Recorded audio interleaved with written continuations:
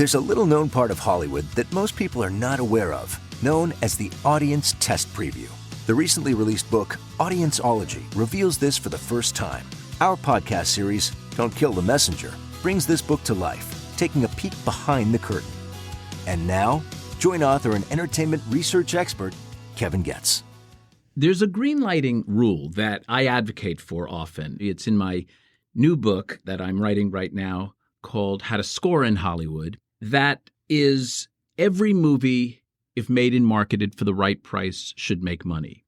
The other thing that I advocate for is make a movie for everybody. If you're particularly at a studio, make a movie for somebody, but don't make a movie for nobody. Demographically, we'll talk more about that in a little bit. My guest today lives by those guiding principles and has lived by those guiding principles for quite a long time. I have such respect and affinity for my guest today, and that would be Jim Gianopulos, an industry titan. He has been in our business for over 40 years, 4 decades. And what's amazing about Jim is that he has had the opportunity to run not one but 2 major studios. That would be 20th Century Fox and Paramount Pictures.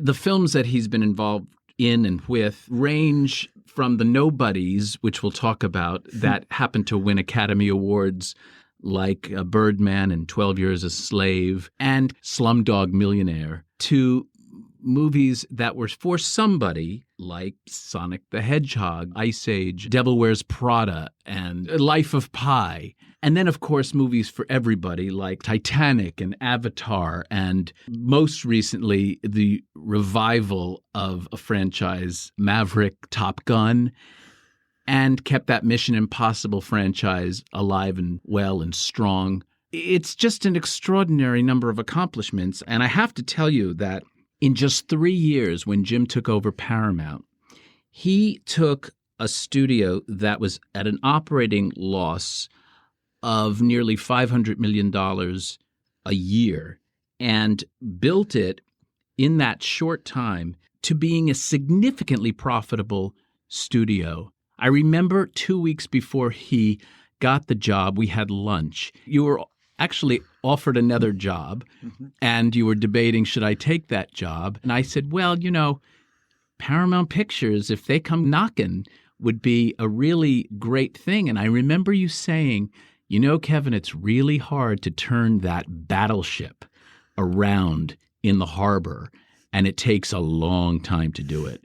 Well, my friend, you did it. Jim, welcome. Thank you very much, Kevin. It's great to be with you, dear thrilled. friend, for many, many years. Well, we have been through, I feel like it's warfare in a way, Yeah. Let me start off with something, because we're both Brooklyn boys. Mm-hmm. The year is 1952, Oh, right? God. And you were born in Brooklyn. Yep. Greek parents. Yep. Both mom and dad? Yep. I bring that up because you are so proud of your Greek heritage. Well, I didn't have a lot of choice. Well, but I feel like you have taken it to almost another level. Like you visit Greece every year. You've been doing that for years and years. Well, it's a cultural identity that, my dad took a different approach than many immigrants. Many people want to assimilate as quickly as possible. And I remember even as a kid, he said, you're going to be American the rest of your life. First, you got to be Greek. And I spoke Greek with him until he died. I was raised. They spoke Greek in the house? Not my mother. My mother was much more fluent. And he built a big business. But he always spoke with big accent. He was more fluent and facile in Greek, which was a disadvantage to me, especially as a teenager. What was his business? He was in the shipping business. Wow. Yeah. Did he encourage you to go to law school? Well, I think they were very proud when I did it. But just to go to college was probably... Going to college was actually, yes, that was a big get, and they were very proud of that. And I decided after that I did want to go to law school. I first wanted to be a blues guitarist, and I realized I was never going to be Stevie Ray Vaughan and make a living on it. So I decided, well, maybe I could be their lawyer. So I went to law school as an entry, as an opportunity to get into the entertainment business. Now, being a lawyer, young lawyer, you get out, and what's your first big job? My first big job actually came out of my time in Boston. I was very involved in the music scene, and I had met and known a lot of people that went on to musical careers. And as a guitarist or as a... No. I played, but not really seriously. I just knew all the key musicians in Boston. Bonnie Raitt in particular was a Bonnie groupie for many years as her career took off. Anyway, one thing led to another, and I got a job at ASCAP. It was like the greatest job in the world, even though I wasn't paid very much.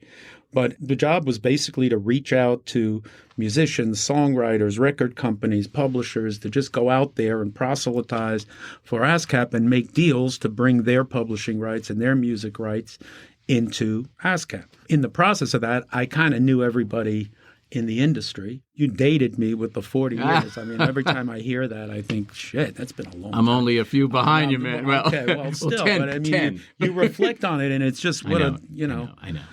Long, strange ride it's been. And when all of a sudden they created this industry, this new technology called video, and the movie companies realized they didn't have the music rights. And so somebody said, well, who do we get to go figure out these music people?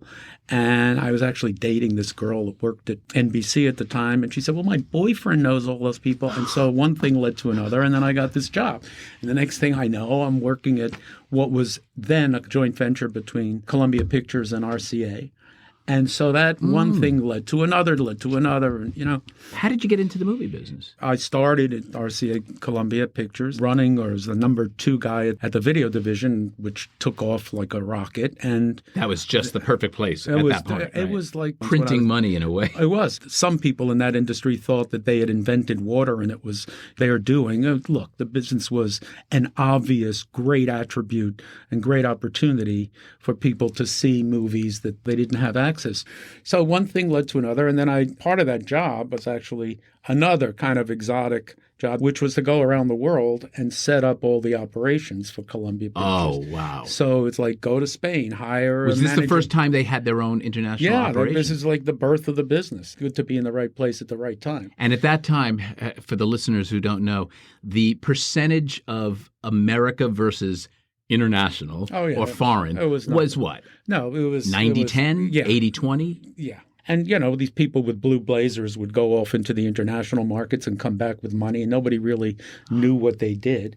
And it turned into a business. And so that job entailed going around the world, going to Spain, hire a managing director, hire a marketing head, hire a bunch of people, finance people, whatever, go on to Italy. Let's do it there. And so as a consequence of that, really learn my way around. How many offices did you open? Oh, God. Ish. Well, ultimately, one way or another, either our own office or some kind of relationship, joint venture, distribution deal, probably 60. We kind of opened the world. That's extraordinary. And the overhead to support that was extraordinary, wasn't it? Yeah, but it was worth it. It didn't take very long before this medium just took off. Basically, at the time, you had 3 broadcast networks. People didn't have anything. More movies begot more movies. Exactly. And so, you know, along the way, HBO was building and growing and so forth. But all of a sudden, you know, there were 3,000 movies down the street for $2. That was a sea change in people's entertainment habits. Absolutely. I'm going back to Brooklyn for a second. I can't help it.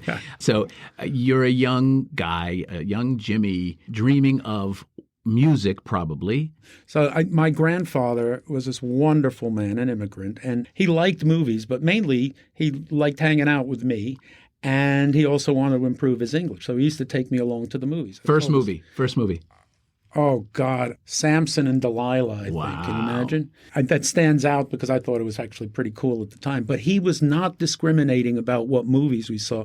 Actually, it was usually geographic to the theater.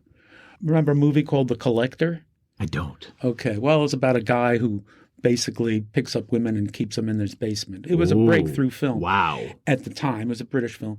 So he took me, and I was like 8 or 9 years old. And it was just like, now today they'd call Child Protective Services. Exactly. Yeah. So anyway, but we went to a lot of movies, and I would always be translating to him. People would be shushing us because they would hear. Anyway, but I developed from that a love of movies. And then when I was in college, I was, you know, going to end the war on racism and do all of that. I was in political science. But I saw these electives, and the electives were cinema studies, film appreciation, stuff like that. But wait a minute, you can watch movies and talk about them and get credit for it? I'm in. Who were some of your early influences, like filmmakers? Oh, Marty Scorsese was. I remember seeing Mean Streets when it first came out and thinking, who is this guy? I mean, it opens up Jumpin' Jack Flash. I mean, it was just like ridiculous. And I thought, this guy's a genius. Wow. How come people don't know about this movie? What about John Oh, Cassavetes? of course. Well, look, we As a claim Greek. when you claim all the Greeks. Well, that's what I'm trying to say, because, Yeah. Jenna Rollins happens to be one of my closest friends. Oh, wow. And she's still with us in Palm Springs. I met John at the end of his life. Did you? I Yeah. never had the opportunity to meet I him. finally met him, yeah. But I can't help thinking about the Greek connection. Oh, of but course. he was such a renegade filmmaker. Oh, sure. And what they did, Brilliant. and Jenna still owns the house that they yeah. shot Woman Under the Influence. By the way, and- the house he probably mortgaged 3 or 4 times over the course of his career. What I loved is they went off, they'd make a movie for money Right. to pay for the movies that they wanted to make. Oh, yeah. Which was so Oh, yeah. genius. And one after the other, which is part of what you go back to when you say that the privilege of running a studio. And look, they're tough decisions, and you have to be responsible for them, and you have to bear the consequence of them. But it's very different when you're someone like John Cassavetes or many great producers over the years that made one after the other and hoped the one before worked so they could afford the one they wanted to do next. Part of what I have always, I guess, admired about you, but also really connected with you on is innately you're an artist. Well, I don't know about that. I certainly appreciate the art form. I mean, you can't be around. But you're not only an appreciator of it, you're a fighter for it. Well, and you have fought for it. You don't greenlight movies like the ones I mentioned earlier, and certainly don't think you're going to win Academy Awards for them. But your old partner, Tom Rothman, likes to say, look, it's this fiscal prudence mixed with this creative kind of risk. Right. And I know you've always lived by that, and it's hard, but you've had such a reverence for the artists involved. I've watched it, I've seen it, the filmmakers, the respect that you have. Look, you have a fabulous and wonderful Greek temper. I've been on the one side of it before, but at the same time, you're about as fair as they come. Well, thank you for that. I mean, for all of that, and I'll take the temper too occasionally. But you also are one, you get it out. Oh yeah, it's over. And it's over. Oh, it's over. Yeah. Which when I first got it, somebody great- said that to me, and I was like, he's like a Jew. Yeah. Just don't take it too seriously. My amazingly wonderful wife, Anne, who is a wasp from the Mayflower, took a little getting used to that because, it would be like some burst, not at her, but whatever it was, and it'd be over. And she would be just still thinking about it the next day. And I'm, honey, that's over. That's done. That's nothing. Anyway, she and I have reconciled that. The greatest, Anne, I'm a big being. Anne fan. Well, everybody is. Everybody likes her better than me, so I'm used to that. She's and delightful. She deserves it. What was the one call you got, phone call, about a job that you went, oh my God, I just got fill in the blank? Well, just about every job I got. I mean, but there had to be one that was like. Well, when they finally made the decision and they put Tom and me together, and Tom and I were really close friends. Who makes that call? That was Chernin. That was Peter Chernin. Called you? My patron saint. Wonderful man. He is a great man. Wonderful He's man. one of the smartest people this business has ever seen. Did he call you and Tom like kind of at the same time to tell you both that you were going to be co-chairs? Like, how'd it work? Yeah, ultimately he did. The rumor mill was bubbling about who's going to get it. But you were there already. Oh, yeah. I was running international, and Tom was the head of production. Basically, the way Peter said it, ultimately he couldn't make the decision. He put us both together. Which was sort of genius. It worked because out it's not great. a one-person job. Well, yeah, and I think we had complementary skills. We learned from each other. And it's also great, even though I eventually ran studios alone, as Tom does now. It's great to have, and you always have someone, a sounding board, and someone that you really trust, hopefully more than one inside the company, but to really truly be partners, take some of the burden and it doesn't change the risk because now you're both in the soup if you've done it wrong. A lot of stars say that. They say that I don't want to do that picture because I don't want the responsibility of the entire picture on my shoulders. Ultimately, whoever says yes, it's a great privilege to have that green light. And you bring in voices, and you ask marketing, and you ask the international folks, and you ask the video folks, but in the end, you're making that decision. What was his superpower? Tom's really passionate, really understands the nuts and bolts of production and the creative process. I mean, he's shown it over the years. And what's Jim Gianopulos' superpower? Well, I think some of that, but also understanding the way media and technology is evolving and the way these markets are evolving. I go to another lunch that we had in the Fox commissary, and I was saying I see, based on consumer behavior, that home video is really waning. And you were like, well, it might be, but let me show you. And you picked up one of those little pads of paper they had there with the little golf pencils. Yeah. And I think I may still have it. You illustrated for me the model of how it would really affect the studios in such a significant way. Sure. And I almost couldn't believe it, how the financial sort of backbone was home entertainment. In the great years of the home entertainment and then ultimately the pay television business, there was a net under every decision you made. I mean, things might not go as well as you hoped theatrically, but you'll fill this pipeline of the video industry, whether it was at Walmart or sure. Best Buy or the rental channels. So you ended up having created, an awareness of the movie, an interest in the movie. People that didn't see it theatrically were still interested, and there was a lot of money to be made. You looked at the wall and you said, imagine that I'm here and that's a bullseye. Yeah. And look, I can hit it pretty easily. That's the difference between some of the movies, the great Searchlight movies that they made, like an X-Men or a Die Hard. You could be off a little bit on a big movie like that because of its pre-awareness and scale. It might not have finished as well as you would hoped or in some respects, but there was a built-in audience for that franchise or for that film. And then you had a movie like you mentioned, Slumdog. That was a bullseye. So you got that at a turnaround, didn't you? From Warner's or something. Searchlight had been so obviously successful artistically and commercially and in awards and in every way that at one point Warner decided to do a specialty label. And when Slumdog came in, it was a little rich for Searchlight's budget limits, and obviously wasn't obvious on the page. And so they reluctantly passed, and it went to Warner Brothers. And in the interval between the time of production and the result of the film, the Specialized label had been closed. They just decided it wasn't a good idea after all. And so you had these people who were looking at gigantic movies in the mainstream part of Warner Brothers. It wasn't made yet. It was finished. They showed it to them through the lens of people who were doing all of these massively huge budget and box office potential movies. They looked at this little thing and said, maybe we'll take it direct to video. And Danny Boyle, who had a long history with us at Searchlight, ran to his friend, Peter Rice, and said, hey, I have a chance to take this away. Would you release it? Would you take it over?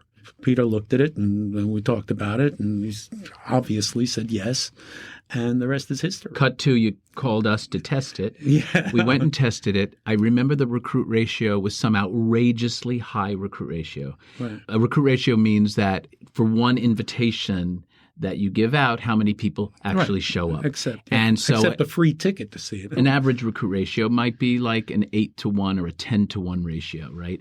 A really great one is a 4-to-1. This was like a 25 or 30-to-1.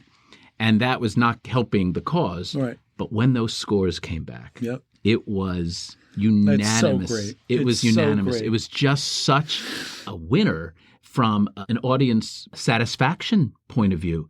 But what's still great is, because you can have the biggest, most satisfying movie that no one still wants to see, but your campaign was great, the word of mouth, the critics got behind it, and it took a ball sack to do it, and you all did it. That was what Searchlight did better than anyone. I still think they do it better than anyone, even under Disney. That cultivation of critical response, the gradual rollout, the letting the word of mouth catch up, all of those, not media-driven necessarily until a certain point.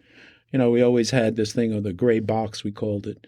So a few weeks in, Searchlight would have a full media plan ready. But in the early weeks, when they'd open in 2 or 4 cities and let the movie breathe and find its audience and find its critics and get critical response, as it built, we would hit a point where they'd be on a few hundred screens and they'd push the button. Either we pushed the button or we didn't. But they were better at it than anyone. They really are. And as you said, still at it. Before in the intro, I mentioned making a movie for somebody, for everybody, but don't make a movie for nobody. Right. When I mean that demographically is a movie like Slumdog Millionaire is like a movie that is demographically challenged. It's a psychographic identifier.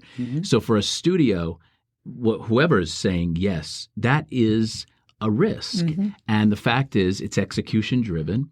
But every now and then one takes one. As I like to say with you and people at Searchlight, is you actually earned the right to do that on a number of pictures. Not everyone has done that. And perhaps if you were a different studio, you wouldn't have taken that chance. Well, that was the business that Searchlight was in, was taking massive creative risks. But as you said, it broke the model a little bit, but you still... Well, yeah, when Danny first brought it in, it was expensive. And they passed it first, and I think they were hoping maybe that they could get Danny to pull the budget down a little bit. But Warner was so eager to start out this division that they just said yes, and they just greenlit it. So let's talk about the other side of that equation when we come back. Get a glimpse into a secret part of Hollywood that few are aware of and that filmmakers rarely talk about. In the new book, Audienceology by Kevin Getz. Each chapter is filled with never-before-revealed inside stories and interviews from famous studio chiefs, directors, producers, and movie stars, bringing the art and science of audienceology into focus. Audienceology, how moviegoers shape the films we love. From Tiller Press at Simon & Schuster. Available now. Okay, so we're back here with Jim Gianopulos, and we were talking about movies for nobody. I want to really switch hopefully gears. You don't make movies for. I mean, that is the one place you don't go. Yeah, well, and by the way, At I'm least aware you of the don't double. start out. I'm aware of the double negative. You don't start out that No, way. never. You don't. But the great thing is that in this day and age, in the streaming world, you can certainly make movies demographically for nobody because you're not spending advertising dollars. So you can find the needles in the haystack. Right. You can find the psychographic identifiers that bring people together, which is a great thing for our business. And it's, as a result, producing some great films. But the movies for everybody, I want to say under your watch at Fox, at least, were there 4 franchises built? Oh, well, like I've never added them up. I'm talking new franchise, like new that you didn't inherit. I mean, Look, Planet of the Apes. Yeah, well, that pre-existed. I won't comment, but it pre-existed, and then you really made it. That's true. That was one of those times when we finally decided to go digital with the apes and do it properly. And it was an expensive choice. We looked at it and we went through a whole production plan and said, well, what about prosthetics? And we've done that, and the right way to do it and to convey true emotion and to be able to make these apes real characters. In fact, they were such good characters that PETA was still complaining. I said, well, wait a minute, they're digital. Oh, my Lord. So you got to love that. That was good. Here's how you know you have a hit. You test the movie, and Andy Serkis is here. I'm pointing to the side of my head because there's a green dotted CGI figure to the left.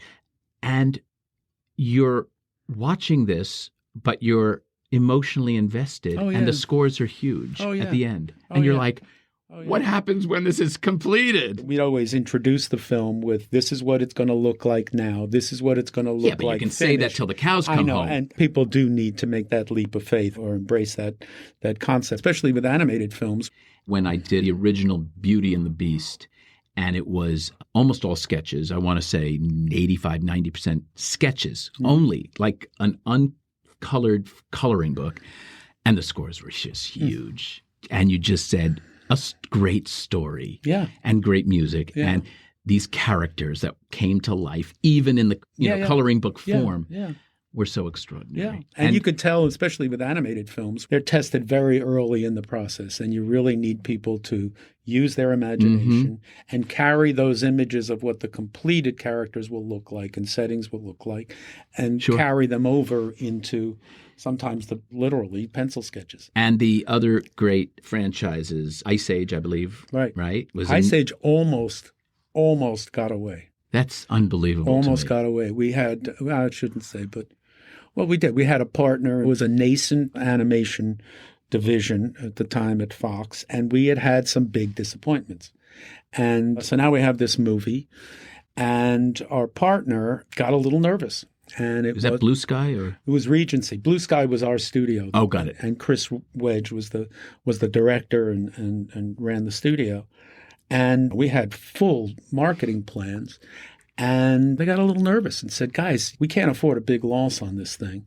Should we cut our losses? Should we cut our losses and sell it? And I was against it.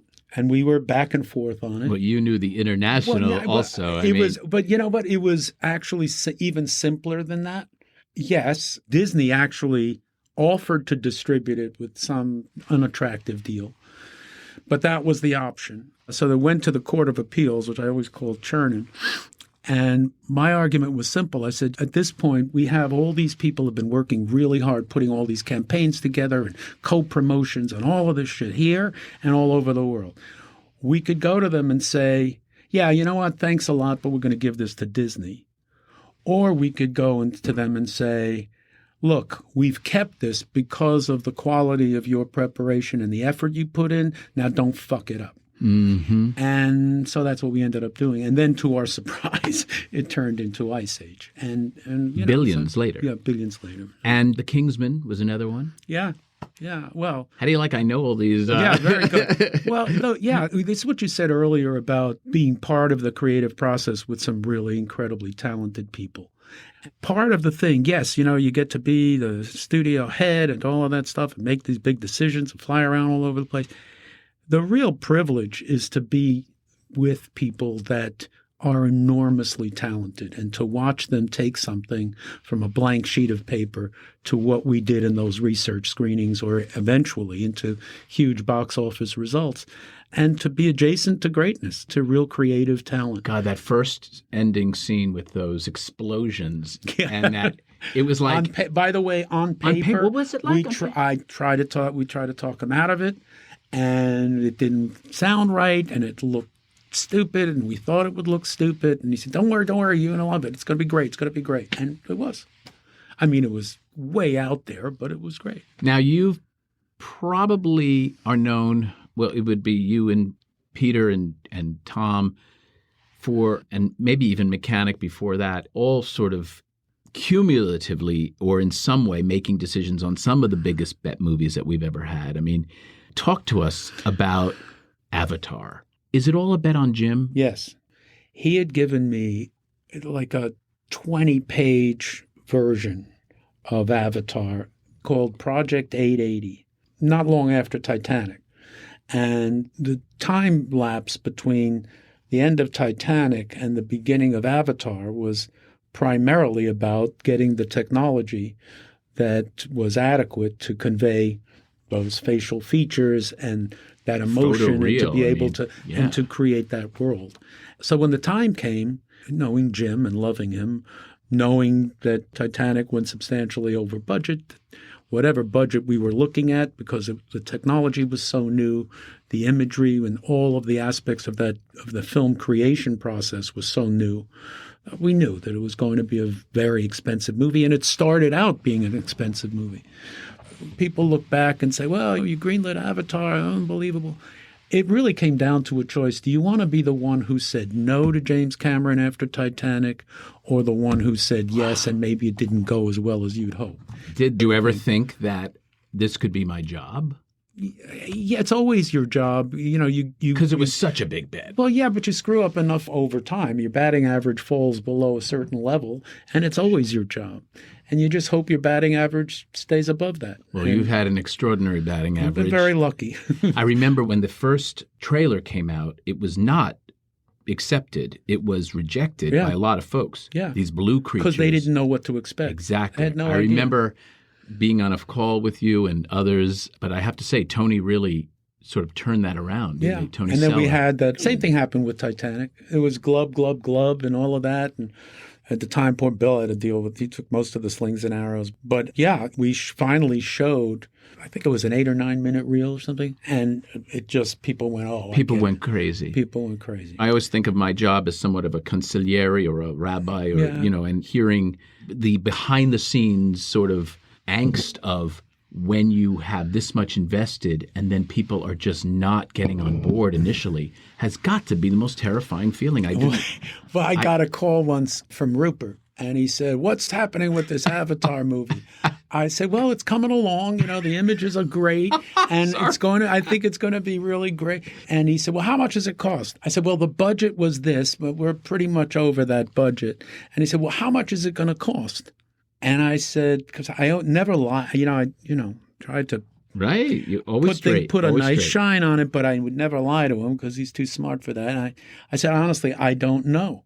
He said, what do you mean you don't know? I said, well, he's not finished, and it's some of the tech is proving a little difficult, but it's looking great. He said, well, is it going to be any good? I said, no, it's going to be really great.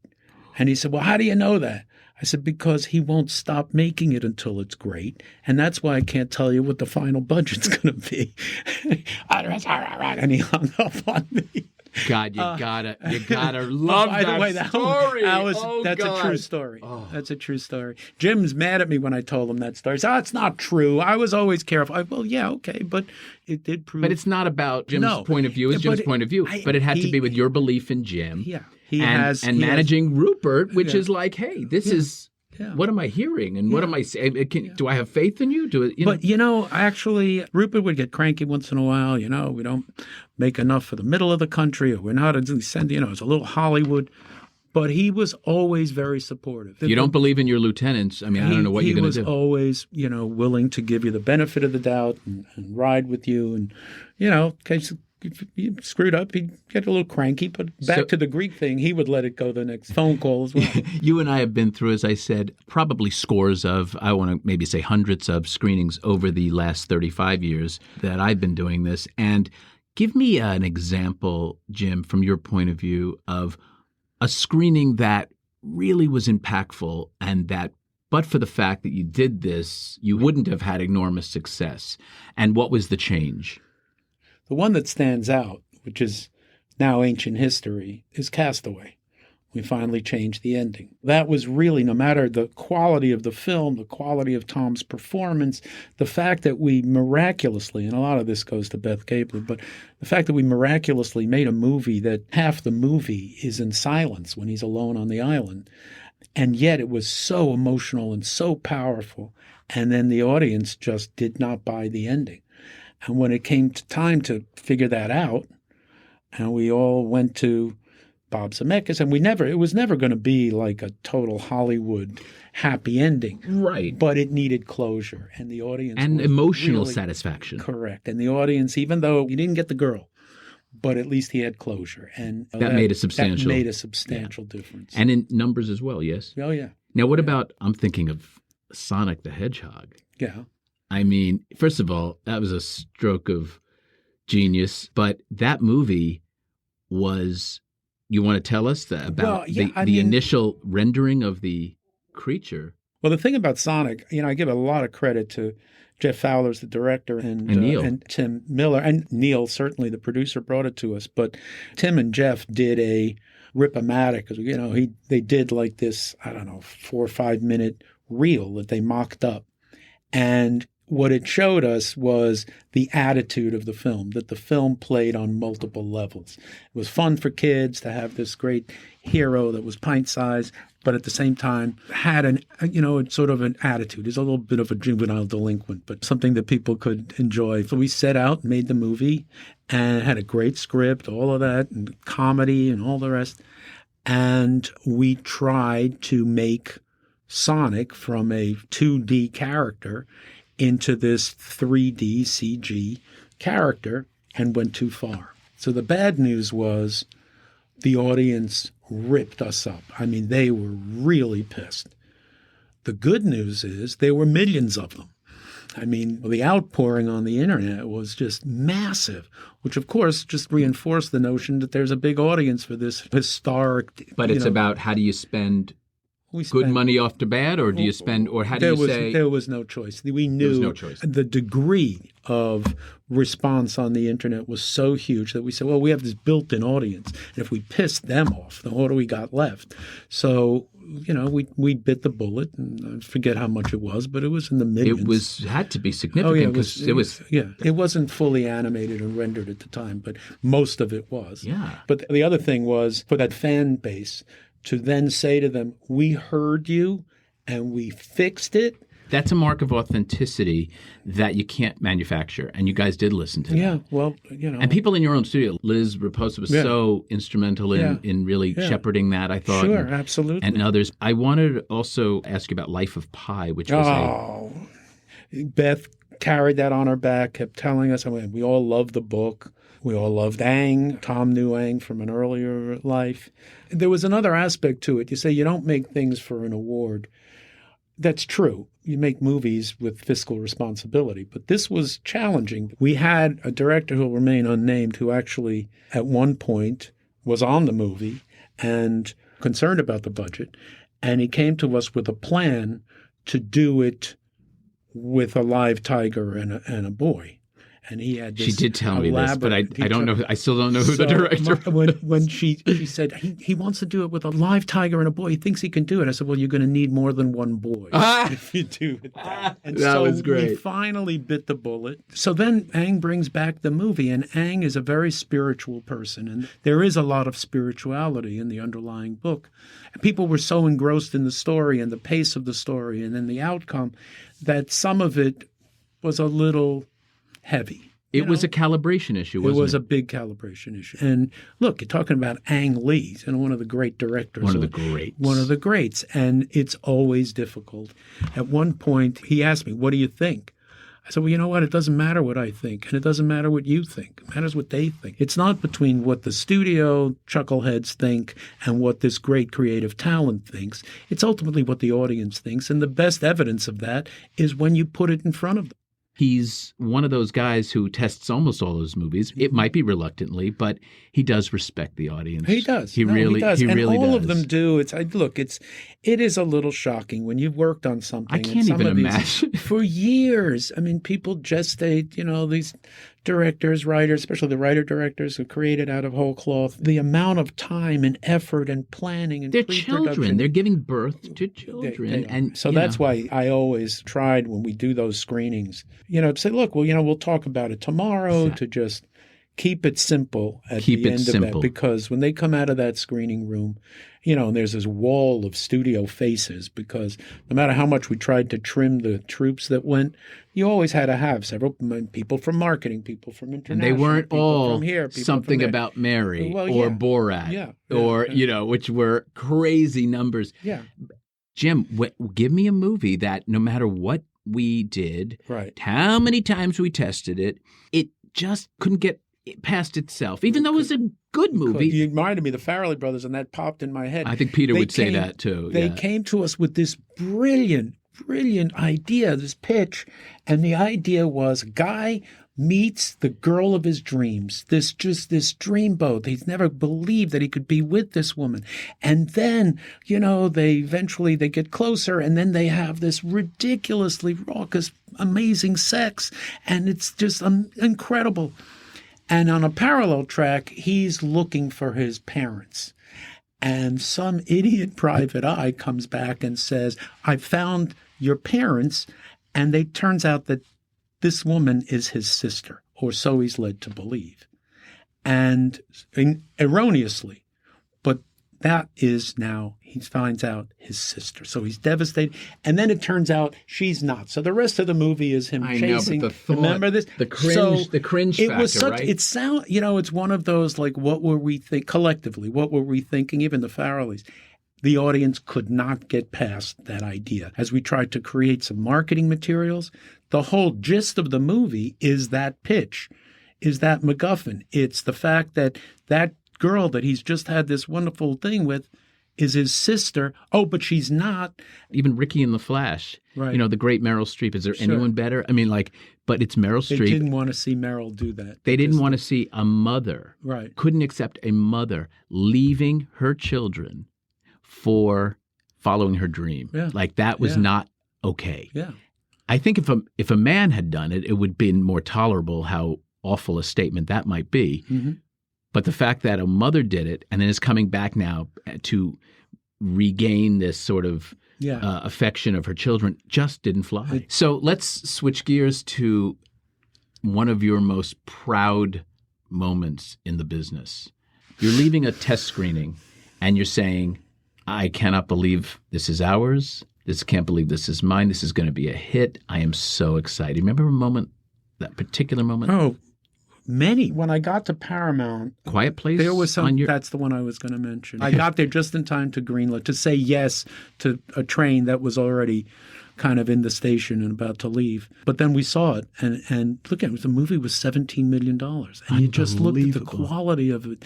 And I mean, look, it was a genre movie, but it was lightning in a bottle. It was just lightning in the bottle, and you saw that audience popping out of their seats. And that's the other thing about the research process. Whatever the cards say, and I always advocated, give people a way to write in a coherent, legible way. And we always struggled with that because people are with those tiny pencils and shit. But you can also read the room as the film plays. Okay, Quiet Place, you can just count the jump scares and the quality of tension and the engagement. But you could also see the troughs in a movie. You're just reading the audience from the back, and you get a sense of, when they're fidgeting, when they're fixated on the movie, when you kind of feel a loss of their focus at times. I know you always count how many people left to go to the restroom. Did they come back? Correct. So, but, you just get a sense of the rhythm of the film that way. And the old Titans, the old studio chiefs, Louis B. Mayer and so forth, all did it, all talk about it. Sam Goldwyn, when my ass itches, I know I got a problem. You bet. Yeah. Absolutely. So, yeah. I was going to ask you about being in the room when Maverick was screened, and it was, to me, a perfect movie. It was a perfect movie. We had to keep it on the shelf for a couple of years. I kept saying to people, I promise you this movie is fun, because, we kept holding it back. I saw Tom Cruise the other night, by the way, and he still acknowledges your support in such a big way. No, Jim, seriously. It was the right thing to do. No, but come on. The pressure, I can only imagine the pressure you got from your board. Yeah, there was some serious pressure there. What made you do it? Hold it off. It was the right thing. Look, first of all, you see that movie in a world that's under the massive impact of COVID. The early days, it was easy. Theaters were closed, so duh. Right. But even as COVID started to get under control, people were still reluctant. You're sitting there and somebody's coughing a couple of rows over. Right? So there was that. And then you see this movie, and Tom said this movie's going to do $1 billion. And I believed him. Having seen it, the question was, how well will it travel? The thing about that movie, it's not gung-ho America. It's not jingoistic. It really isn't. It's not even militaristic. It's just about people coming to terms with their capabilities and to build a team and to demonstrate. And to come back to your roots. All of that. It was, it played on every single level. And certainly Tom was the moving force all along the way. I know. I can't say enough good things about him because he is just such a rallier of troops. He has that ability. Did some reshoots. Yeah. And, he came back for some more money. And look, we could see enough to know that it was. Sure. So it didn't make sense in a world in which COVID impact was 20 or 30% of the box office, even for big movies. Today, it's off about 20% across the board. But then we weren't sure how much it would impact a really successful, powerful movie. But if you just said it's 20 or 30% and you have $1 billion potential, sure, it's not a lot of math to say, well, we should hold this until the right time. Well, what's the interesting thing that's happened is that, and I knew this was going to happen based on the research we had done pre-COVID, is that there were going to be actually more people going to the movies in the next 10 years, but seeing far, far fewer movies. Yeah. So I was just going to end with a question that, because we could talk here all day, which is, tell me, Jim, where did things go in, let's say, I won't even go 10 years from now, but 5 years from now? Does it follow the same trajectory as I'm talking about? Fewer movies, major successes, a lot of small ones that sort of are struggling. What happens to movies? Is there a consolidation of screens? What do you see? I've been on the board of USC, the cinema school, for many years, for 15 years. I finally agreed to teach a course. I have to just say this because I remember at our most recent lunch about a month or two ago, you said to me, this is who you got. These goddamn kids. Wait, listen, you should be kissing the ground when you hear who the teachers were. I called some of my friends, is what Jim They said. Okay, you called Ted Sarandos and Bob Iger. Yeah. Who else? J.J. Abrams. Ava DuVernay. These are for how many students? They were 30? taking selfies at the end of the class. Oh, my God. Well, I didn't realize that the lectures, I thought it was like a 60 to 90-minute lecture. I'd go up, tell some war stories and stuff. And I find out that it's a 3-hour session each time, times 13. Sure. So how the fuck am I going to talk about for 3 hours? So what I would do is I would write a 2-hour kind of overall lecture, and then I reached out to friends, as you said, and they would do the last hour. My well, friend, what up. friend they do you turned have? up. What they turned out. So the kids got a thing. But the subject of the course was the future of creative content. My second stupid mistake, because I don't think anybody knows the future. AI, the most recent evolution in AI, which I think is going to transform the business enormously, it's obvious to say at this point, hadn't even happened yet. But back to, I do think theaters will always exist. I think there's something unique, not just in the collective experience of being in the theater, but there's also something to be said. And that's why some truly devout theater goers are always annoyed by somebody texting or on their phone or annoyed. It's a single purpose experience. You bet. You put yourself in that room for the single. You're not talking to your friend or your wife or your spouse or your whatever. You are there to experience this film along with everyone else, but that's your single purpose. And you might have a 60 or 80 or 90-inch screen at home. You don't have a 60-foot screen at home. So there's something to be said both for the scale of the experience and the nature of it that I think will always exist. Now, the other thing that I said, and all during this period when media keeps coming back and saying, what do you think is going to happen? Blah, blah, blah. There's so much to watch at home. It's not like people just found out that there's stuff to watch at home. There's been stuff to watch at home in an almost unlimited amount for 20 years. Yes, the streamers have put a lot of new content and exciting content and a variety of content, all that good stuff, but it's either stay home or get off the couch. So I think that will always exist. And I think that, we've always said stay out of the middle, those sort of McMovies that always filled out a schedule, filled out a slate. I think there's going to obviously be fewer of those. But if you see something like Everything Everywhere at Once, a very specific kind of movie, a very ambitious, a creatively ambitious movie, which found its groove, found its audience. Well, it became so polarizing, but far more in the love category. Yeah, and in the polarization of that reaction, there was curiosity. And awareness. Major. So what's all this about? How come he likes it? How come she liked it and he didn't like it? Let me go find out. So there was something said for that. That's right. And by the way, I'm going to just change that word.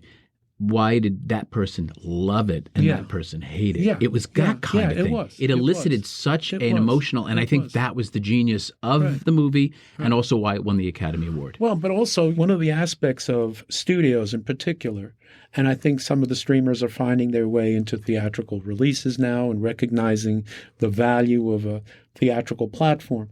But even if you stay with the mainstream studios, the idea that you can make a movie, find out maybe it didn't quite reach your ambition and expectation, and so instead of going to chase it with tens and tens of millions of dollars of marketing money, let's just put it on the streamer. And people will see it as part of their subscription and be quite happy, or not. And then alternatively, Smile, we originally made for Paramount Plus. They looked at it and said, holy shit, this thing really plays. So the ability to move films from one end to the other, back between those two media, I think gives a certain flexibility to those who have to say yes to it, to say, look, there's always the possibility. But in the greenlighting process, you better understand that its financial model must lean towards the streamer. And if you're lucky enough to have the opportunity for it to go theatrical, then go back to the bank. Well, I think it goes in both directions because you define your expectations at the outset. You say, we're making this for a theatrical That's what release. I'm saying.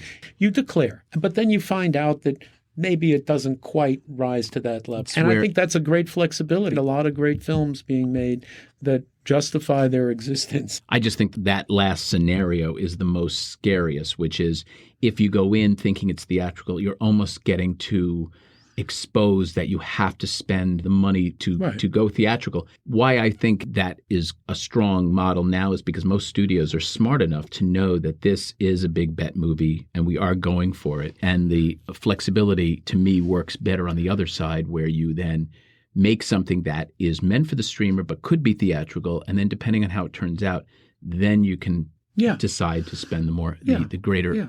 You got another studio in you?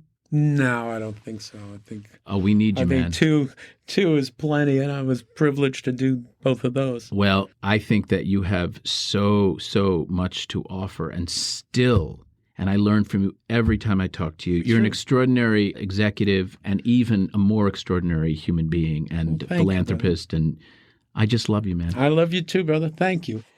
To our listeners, I hope you enjoyed our interview. I encourage you to check out some of the incredible films that we've discussed here today that Jim has overseen, and there are a lot of them. For other stories like this one, please do check out my book, Audienceology, at Amazon or through my website at kevingets360.com. You can also follow me on my social media at KevinGets360.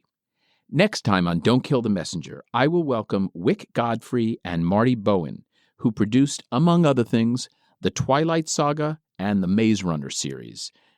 Until then, I'm Kevin Getz, and to you, our listeners, I appreciate you being part of the movie-making process. Your opinions matter. The movie-making process. Your opinions matter.